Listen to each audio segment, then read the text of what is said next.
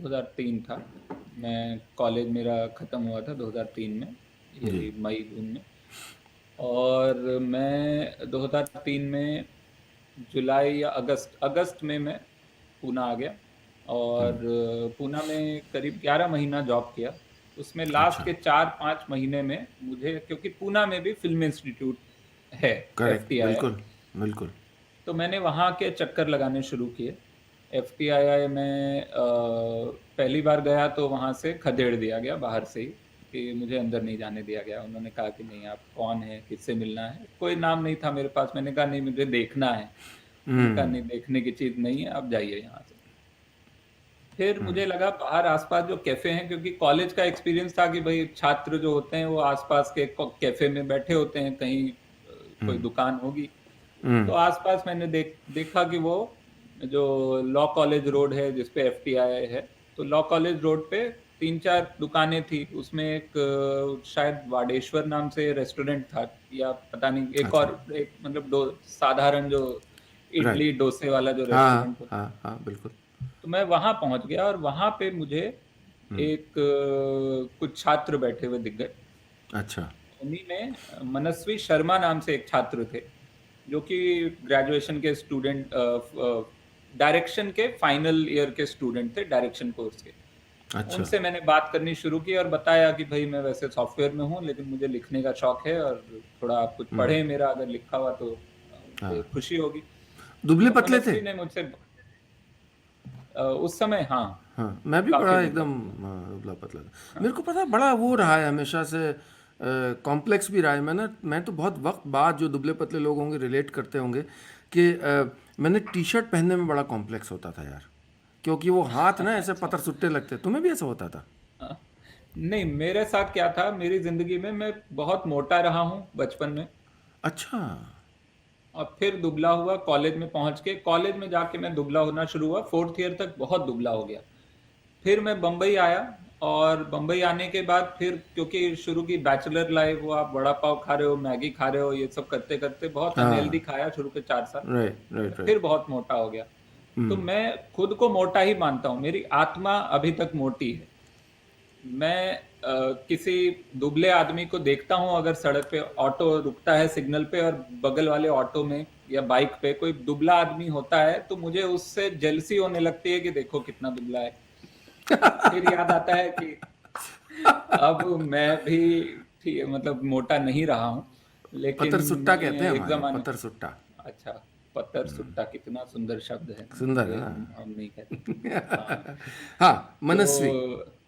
हाँ, तो मनस्वी शर्मा से बात हुई, और मनस्वी ने मुझे फिर थोड़ा 1-2 बार और मैं मिला उनसे। वहीं मैं गया राइट। बाहर, वो मिल लेते थे मुझसे, बात सुन लेते थे मेरी, और जो जो मैं लिखा था मैंने कुछ पढ़ाया उनको। शॉर्ट फिल्म वगैरह में लिख के ले गया था।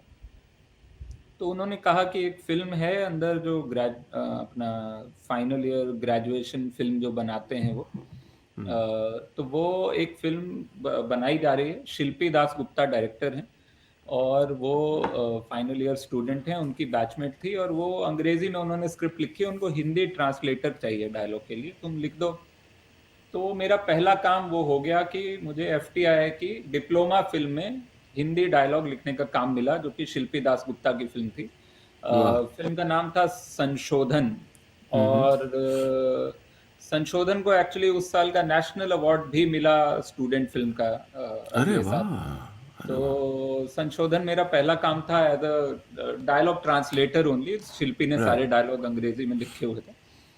और उसी फिल्म में मुझे मौका मिल गया असिस्ट करने का। तो मैंने पूछा कि आप फिल्म बना रही हैं तो मैं मदद कर दूं आके। तो उन्होंने मुझे आर्ट डिपार्टमेंट में डाला, और मैंने आर्ट डिपार्टमेंट में असिस्ट किया। जो हम लोग सामान वामान प्रॉप्स जुगाड़ते थे, राइट। और चाइनीज लैंप्स बहुत सारे बनाते थे, पेपर लैंप लाइट करने के लिए फेसेस को अच्छे से।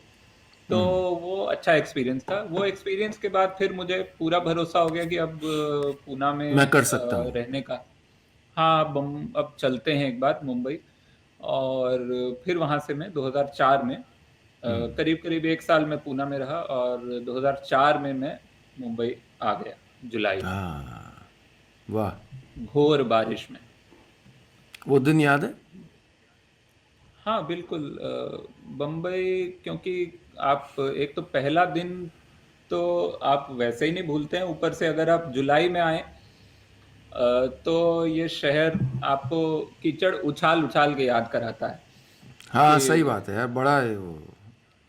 करेक्ट। बहुत बारिश थी, बहुत भयंकर चप्पल पहन बारिश के हो रही थी। चलना, जब मैं वर्सोवा में रहता था, मतलब इतना लीचड़ काम होता है। कीचड़ से राइम भी कर रहे हैं हम लोग दोनों। बहुत अजीब काम होता है। हाँ, हाँ, इट्स नॉट तो इंटरेस्टिंग। अच्छा फिर? फिर मुंबई आए। मुंबई आके मुझे असल में मैंने वहां से पूना से ढूंढना शुरू किया था, तो एक एड एजेंसी में कॉपीराइटिंग का काम मिल गया था। अच्छा, तो तैयारी से हाँ, आए थे। तो मैं वो काम पकड़ के आया था। उसमें ज़्यादा कोई पैसे वो उन्होंने प्रॉमिस नहीं किए थे। 10,000 रुपए की सैलरी पे बुला लिया गया था मैं। और मुझे लगा ठीक है, कुछ नहीं, एक काम तो है कम से कम। हम्म। यहाँ आया और वो 3 महीने में वो आते ही एक तो मुझे पता चला कि उस एजेंसी में मैं इकलौता एम्प्लॉय हूँ। और मुझे बताया अच्छा। गया था एड एजेंसी है, और वो एजेंसी नहीं थी, वो मैं इकलौता कॉपीराइटर था और एक फ्रीलांस डिजाइनर था उनके पास। और वो एक अच्छा। जो कंपनी जो चला रही थी, उन्होंने मुझे बुला लिया था 10,000 का प्रॉमिस पे।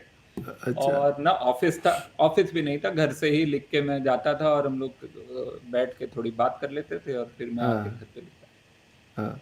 तो वो तीन तीन महीने में वो एजेंसी बंद हो गई। वो जो एजेंसी बंद होना मतलब मैंने छोड़ दी तो एजेंसी खत्म हो गई बेसिकली, क्योंकि मैं ही एजेंसी था एक तरह से। तो बे एम्प्लॉय हो गए वो। और हाँ, और पैसे भी नहीं मिले, कोई पैसा नहीं मिला, वो 10,000 भी नहीं मिले 3 महीने तक। और फिर ओह। मुझे समझ आया कि कोई काम नहीं है यहाँ, हम लोग खाली पिच बना बना के भेज रहे हैं लोगों को और कोई जवाब भी नहीं आ रहा है। तो जैसा पिकअप आजकल ओटीटी में होता है। हाँ, हाँ, आपके साथ बिल्कुल नहीं, वही। और बाकी साथ। हाँ, आप तो नहीं, हीरो बहुतों हैं के साथ हुआ है। माशाल्लाह। तो हाँ। फिर हमने वो छोड़ दिया काम। जी। और लेकिन आ चुके थे यहाँ तो कुछ कुछ नेटवर्किंग किसी तरह से, जो भी उस समय के इंटरनेट पे जितनी नेटवर्किंग हो सकती थी वो शुरू अब कौन की। सा साल था? और ये 2004 की ही बात है। 2004 में ओके। मैं जुलाई में आया था, सितंबर तक मैंने ये छोड़ दिया था ये काम। और अब न तो नौकरी थी, न कोई जान पहचान थी, कुछ नहीं था, खाली अच्छा। इंटरनेट था।